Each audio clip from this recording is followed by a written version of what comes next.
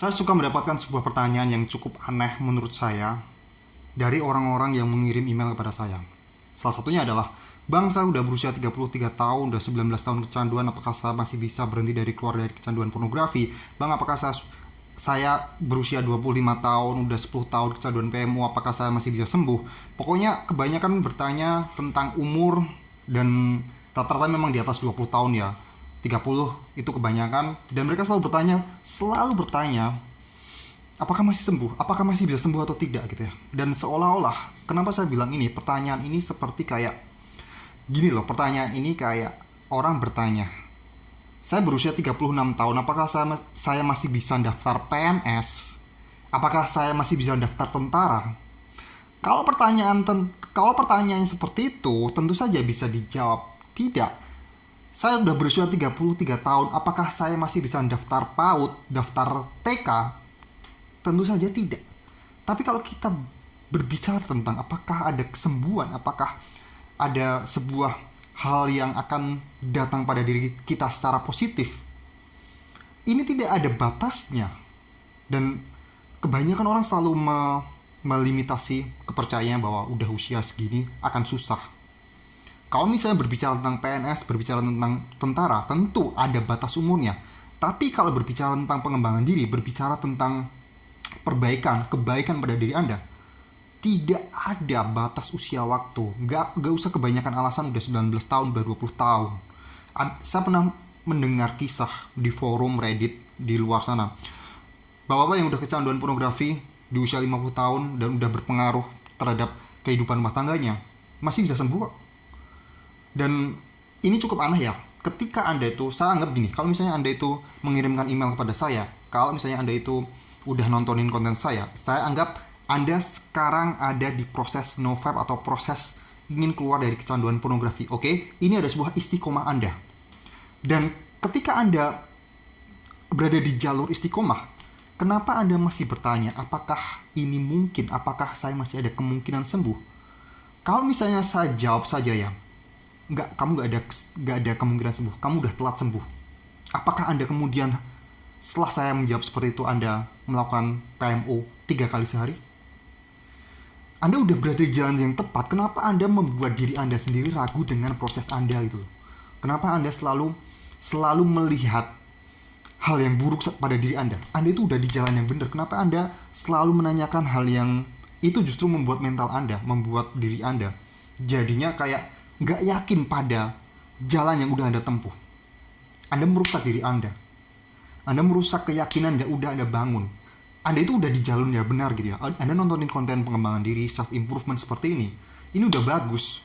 Tapi kenapa dirusak seperti itu? Tidak ada batasan usia kalau Anda itu ingin berbuat baik. Kalau misalnya Anda beragama, semua agama pasti ada sebuah cerita yang ibaratnya sebajingan-bajingan orang, sebangsat-bangsatnya orang. Itu dia mungkin udah memperkosa, udah merampok, udah membunuh orang. Tuhan itu selalu memberikan kesempatan untuk bertobat. Apakah ibaratnya udah terlalu telat bagi seseorang itu untuk bertobat pada hal yang baik? Apakah karena udah 50 tahun, selama dia hidup 50 tahun ini dia selalu berbuat buruk, apakah kemudian tidak ada peluang dia sembuh? Tidak ada peluang dia bertobat? Secara agama kita tahu bahwa semua agama memberikan kesempatan tobat pada umatnya, pada orang-orang yang pengen berubah, merestart hidupnya. Dan apakah orang-orang yang tobat itu selalu bertanya, apakah saya diterima, apakah saya masih bisa sembuh, apakah saya bisa ini? No. Mereka hanya menjalankan, mereka udah fokus dengan apa yang sudah dipilih. Kalau dia selalu berpikir seperti itu, ada kemungkinan dia akan kembali kepada jalan yang hitam, jalan keburukan lagi. Ini sebenarnya adalah apa ya? Jangan menambah sesuatu beban pada diri Anda gara-gara Anda menjalani itu berat. Semua proses pengembangan diri, semua proses kebaikan pasti berat. Jangan menambah beban itu lagi dengan meragukan diri Anda. Orang berbisnis, orang membuka usaha, udah di jalan di tempat nih.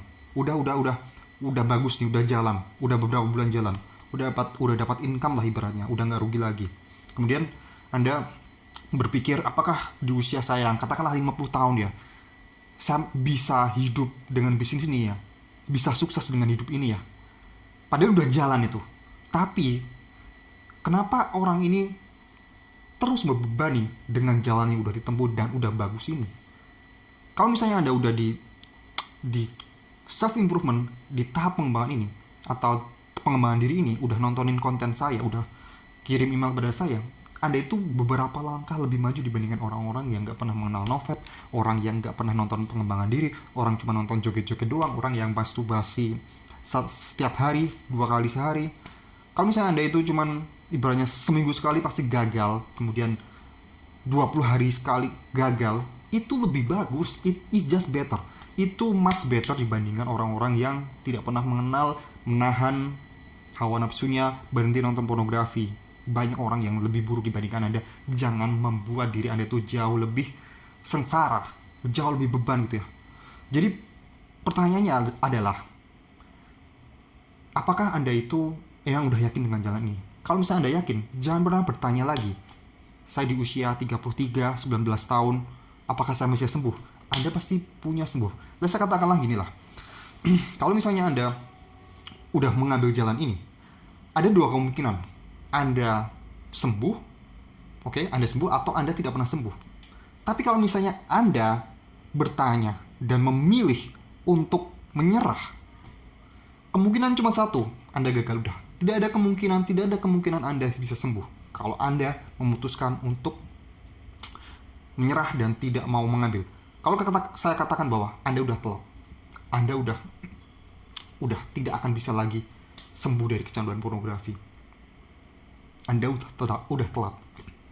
Anda menyerah, kemungkinan cuma satu. Tapi kalau Anda tetap keep going, Anda tidak usah tanya-tanya lagi apakah saya sembuh atau tidak. Tapi Anda tetap keep going, Anda tetap menjalankan self improvement, pengembangan diri Anda. Kemungkinan itu ada 2. Anda sembuh, Anda menjadi lebih baik, atau Anda gagal. Anda memilih mana? Jadi please stop, jangan pernah bertanya lagi usia Anda udah berapa, kemudian apakah ada kemungkinan sembuh ataukah tidak. Karena pasti akan selalu ada kemungkinan sembuh dibandingkan orang-orang yang tidak pernah mencoba. Anda itu jauh lebih baik. Apresiasi diri Anda. Jangan pernah merendahkan diri Anda hanya gara-gara Anda udah berumur sekian, Anda udah kecanduan sekian. No. Otak itu pintar, tubuh kita itu pintar. Jadi semua yang kita latih, semua kebiasaan baik yang kita bangun, otak itu akan menyesuaikan. Dan ingat, kecanduan pornografi memang tidak bisa dihilangkan, tapi bisa diganti dengan kebiasaan yang lebih baik. Ganti dengan kebiasaan lebih baik. Lupakan dalam tanda kutip. Ibaratnya kebiasaan PMU itu ada di bawah prioritas Anda. Tumpuk dengan kebiasaan baik. Dan itu Anda akan bisa menghilangkan kebiasaan tersebut. Karena memang satu fakta yang harus Anda tahu, kebiasaan PMO itu tidak bisa dihilangkan. Dalam otak akan selalu ada. Satu-satunya cara yang bisa dilakukan adalah menggantinya. Karena otak kita itu sangat powerful. Sangat-sangat powerful. Sekalinya kita memiliki sebuah kebiasaan, itu bisa dihilangkan, tapi dalam kutip ya dihilangkan, tapi diganti, ditumpuk sampai itu benar-benar tidak menarik lagi, tidak ada peluang untuk di-recall kembali.